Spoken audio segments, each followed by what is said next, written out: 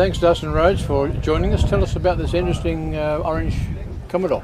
Yeah, well, it's a VK Calais Commodore which I bought from some house in Kalamunda for $400, and with the motor in the boot and all sorts. It used to be like kind of poo brown colour, and got it back to the workshop and stripped it all down. Yeah. And you're a professional panel beater, spray painter? Yeah, I've been panel beating for 8 years now, so I've had plenty of experience, especially with Commodores and Holdens and so forth, and yeah, go from there. And a lot of work had to be done on this car? Yeah, every bit of paint had to be stripped off to get the full effect of the paint and the straightness of it. And what are we looking at under the bonnet? We're looking at a 308 Holden with VN heads, Harrop manifold, with a 150 shot NOS, and yeah, it goes good. It's got a Trimatic gearbox in it with a 5 grand stall, a 9-inch diff with three 9 gears. Yeah, and I've raced it last Friday night, did a 11.0, so I'm pretty happy with that at the moment. Should be. Tell me, much more to be done, or is it really 100% complete now? Well, if I want to race it more, I've got to put a cage in it, and there's a lot more things I have to do. So it's pretty much at the borderline for now till next time. So yeah.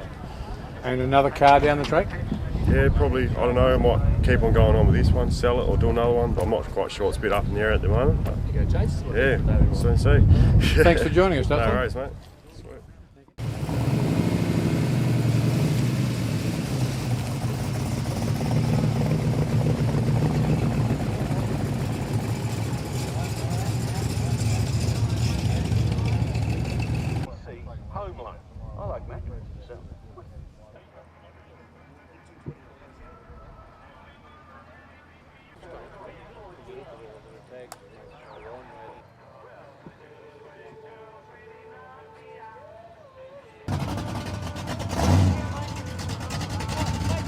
We have Colin Lynn here with us with the most interesting Chev Corvair. Tell us about your car, Colin. Yeah, well, it's a 64 Chev Corvair Monza Spider, 2-door coupe. It's got a turbocharger.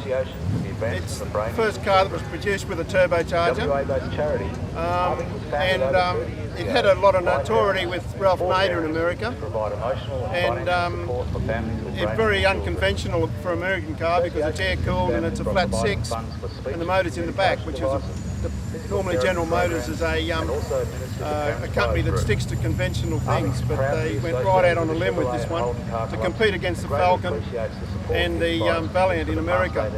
And the Corvair was never sold new here in Perth? It was never sold new in Perth, no. It was, there's only a couple that have been imported into Perth, not too many at all. Interestingly enough, it used to be called a Holden in the lead up, in the production, early production, pre-release, it was called a Holden to confuse all the Americans, so that they thought it was destined for Australia and not the American market. And it was about 2 months before its release in October '59 they changed the name to Corvair. So where did you acquire the car? I acquired the car from Andy Gibbs at Stoneville, which is up the back in the hills behind Perth. Andy bought the car in Florida and he had it a few years over in Florida until he came back to Australia, and he brought it with him when he came back. And what other interesting vehicles have you got apart from the Corvair? I've got a El Camino, 66 El Camino, which I've had for 20 years. That was my bank car. When I worked in the bank, I used to drive that to work and park it in the bottom of the tower. To the dismay of all the bank hierarchy, they weren't too impressed. And I've had that car about 20 years. Thanks for sharing your passion with us, Colin. No worries, it's a pleasure.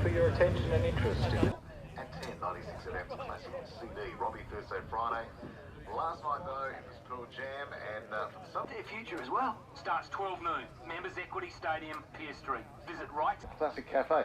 Now, while I wasn't looking about, it must have been about 5 minutes ago. Warning, you've just got another one out. Didn't take long. The Palms 1 for 36. They're chasing a target.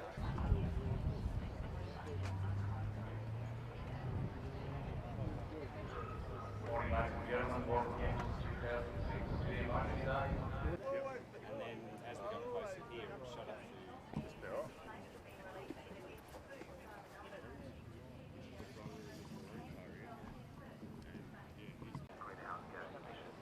Victoria's a growing state, as with the rest of the country, we are going.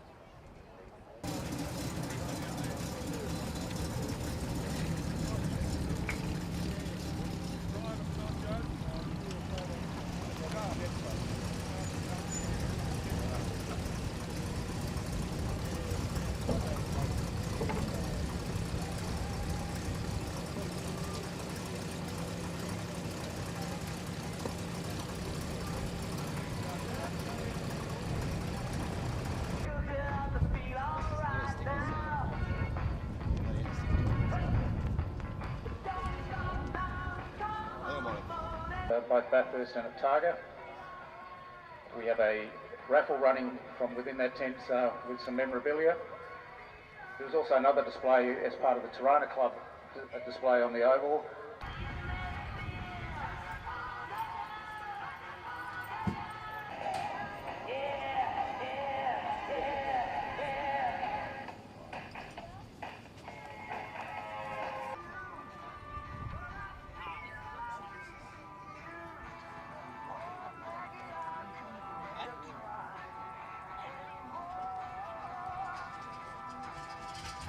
Greg Hoffman, thanks for joining us. No worries. Tell us about this car. It looks very original, but I can see you've done some work on it. Yeah, we bought it as a hotted up van, red motor, disc brake front end, bubble windows, it was all bucket seats, everything. Highly modified then? Highly modified, yeah. And registration was Hot 192. We've restored it back to the original motor. That's the block out of this particular van.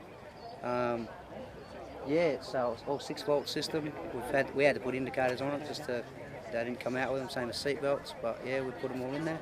So your dad's been very involved in this? Yeah, this is actually my dad's van, and he's just been too busy lately to do anything with the show. So and I've been away for 12 years, so I thought I'd bring it down and let people have a look at it. And can the Hoffmans drive it around every day? I can, but it doesn't. No, it's actually been a garage for 7 years. It's been locked up since he come back from Melbourne. Been just put in the shed, so pulled it out yesterday, did a bit of work to it, and yeah, it's all good now. Oh, we appreciate you sharing it with us. Thank you very much. No worries.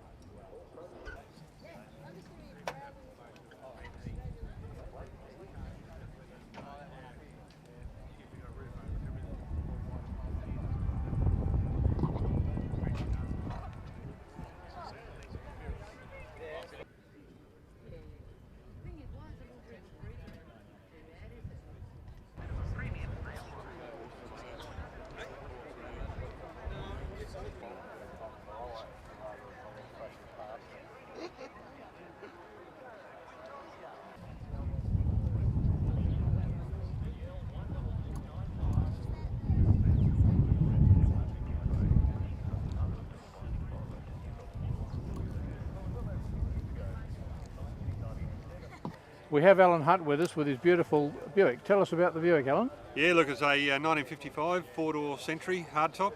I bought it when I was over in Canada in 1998, and it was very original. It actually was a slightly different colour. I brought it back to the original colour when I was over there. Painted it in the brighter red and white, which is traditional of the era.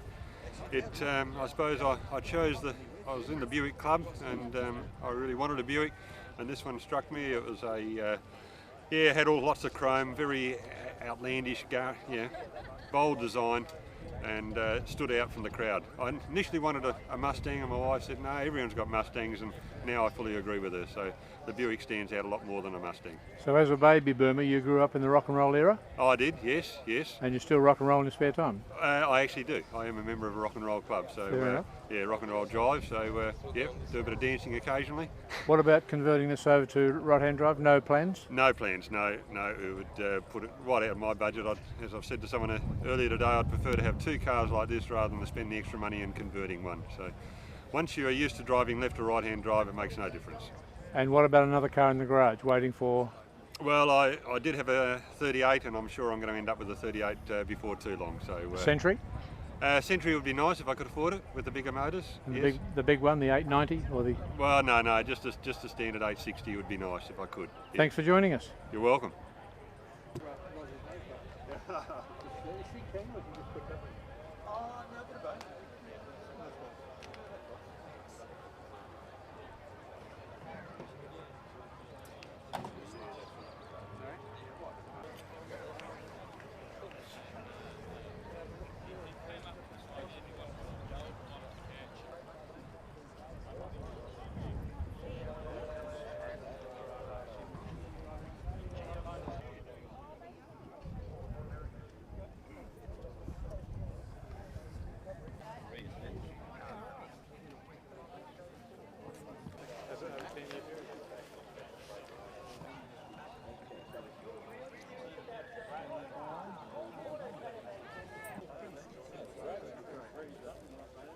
son or anything, grandson or anything.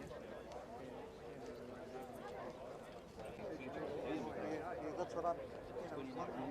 So how far is the work on Interpol? Interpol, Is this Murray's voice annoying you, Dave? Because I'll hit him. Yeah. That wasn't yours, John. He said yes.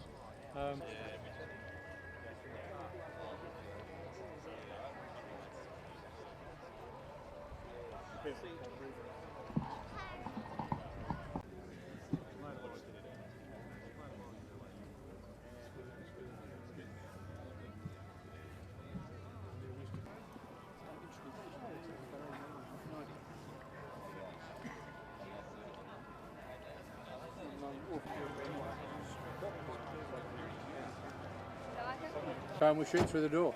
Sounds like a good idea. Yeah, just be a bit different.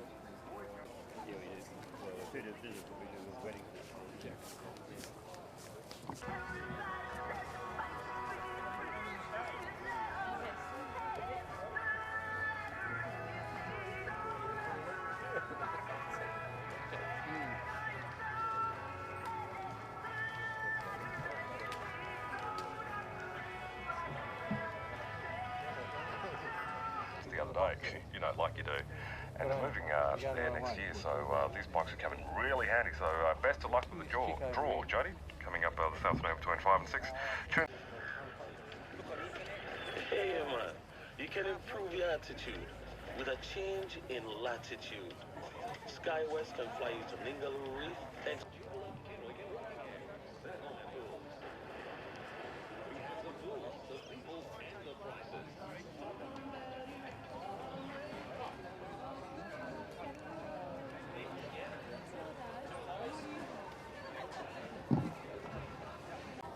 Malcolm Nelson, thanks for joining us. Tell us about your Firebird. So 68 Pontiac Firebird, F-body. It's got a 454 big block Chev, turbo 400 transmission and a 10-bolt diff in it. And how many of those here in Perth? With this configuration, one. I have seen another big block Pontiac around, but that's got the 400 in it. And is this one commonly called the Coke bottle shape? Yes, it is, when it's nice and clean. And you've been doing a lot of work on this, I gather? Off and on for 4 years. I'm more of a hobbyist. Anything I can't do, I get done by others. But so what's the next task on this?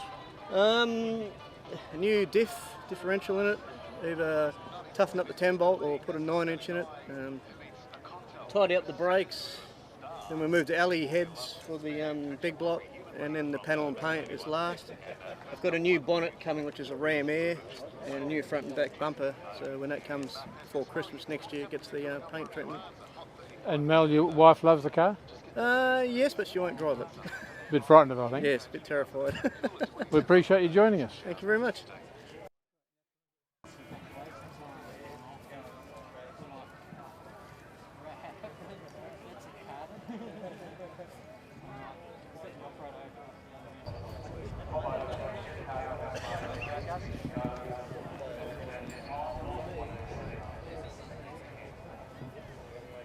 Mike Zielicki, thanks for joining us. Tell us about your interesting car. Yeah, it's my pleasure, John. It's originally built in '93 in Newcastle.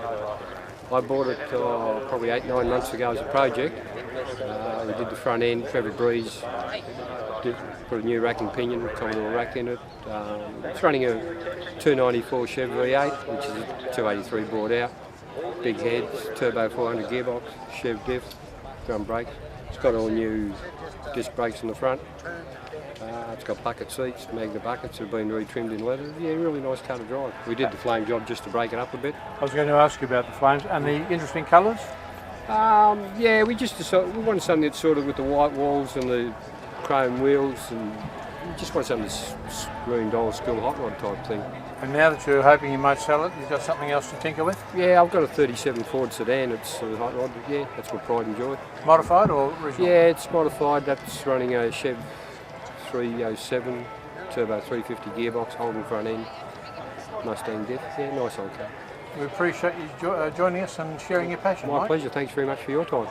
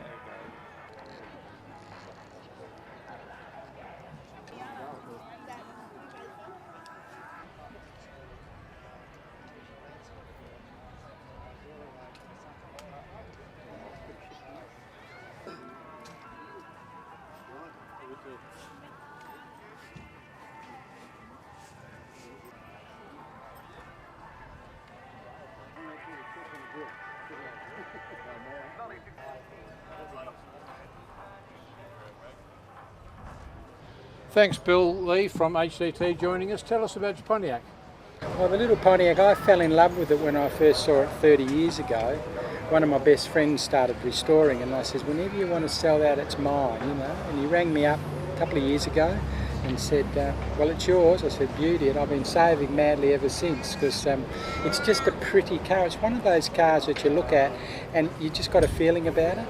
And when we put it up, when we took it off the thing, I looked and I said, your name's going to be Isabel. And it's one of very few Pontiacs, 2 penny Pontiacs? My friend tells me that it's the one and only one in Australia that's restored. There was only 40 right-hand drive ones ever made, and this is it. They don't know of any others that have been restored. It's called a Sports Roadster, and it's 1927. And when things quieten down a bit for you at work, you'll use this as a hobby car? Oh, absolutely. Absolutely. I tell you, if I'm becoming an old dinosaur, I want an old dinosaur's car. And your interest in cars has gone right back to your childhood? Oh yeah, well I've been in the automotive, I've been in my own business for over 30 years, and it just evolved, I suppose, you know. But this has taken your fancy? Oh, absolutely. It's just so nice, it's just so simple, and everything works on it, you know, and I mean, wearing these really sophisticated sort of cars like you can see here, that's our business now. We do a lot of modifications to Commodores and engineer them to our degree under our HDT banner. And when you see something like this, it's just like a breath of fresh air, you know. Well, we're really pleased you joined us and shared it with us. Well, thank you very much. You know, but it's our pleasure. We'll be around. And it's very good that the Vintage Car Club has got that opening, that you can use these sorts of cars. And I get that, and I've been reading their magazine and learning about it, and I just can't wait to just be part of it. You know, just can't wait. Thanks again. But thank you very much for interviewing us. Pleasure. Thank you.